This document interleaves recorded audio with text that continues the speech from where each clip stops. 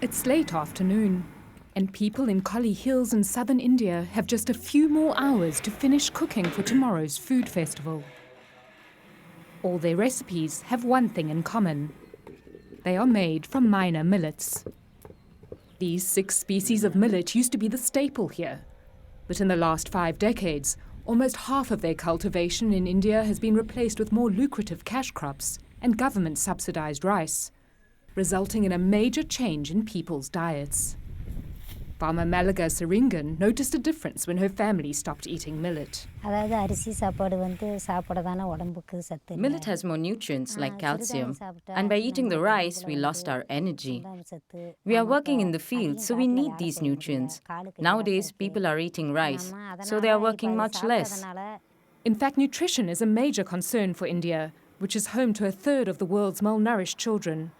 According to the Swaminathan Research Foundation, millets have up to 30 times more calcium than rice and much higher levels of iron, fibre and micronutrients.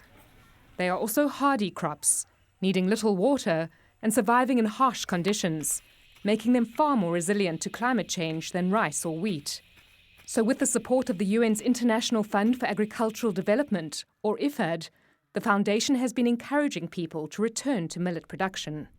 It is good for your health. It is good for your agriculture, it's good for income, and it's good for India's national food security.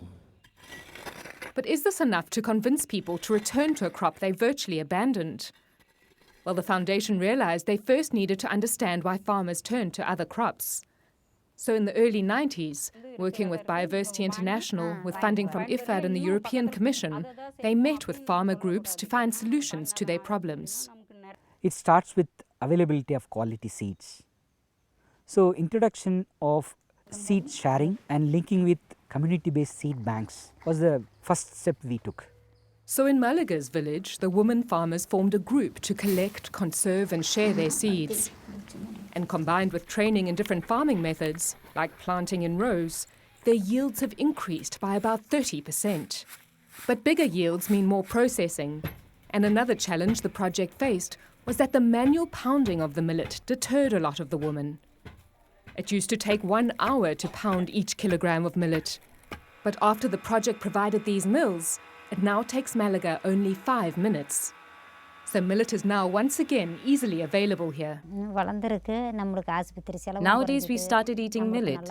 That's why we are going to the hospital less, and our children are growing very well. They have more energy and good health. Millet has now become a staple food for these 600 farming families in Kolli Hills. And this is just the start. With the right markets, millets have the potential to reach millions of people. And this is the purpose of today's food festival. The farmers are spreading the word about the benefits of millet. If you eat millet murko, you'll grow big and strong. Now go eat. And tell your family to prepare it too. And it's now even easier for families to serve their children these foods because the farmers have taken their favorite recipes and turned them into a marketable brand.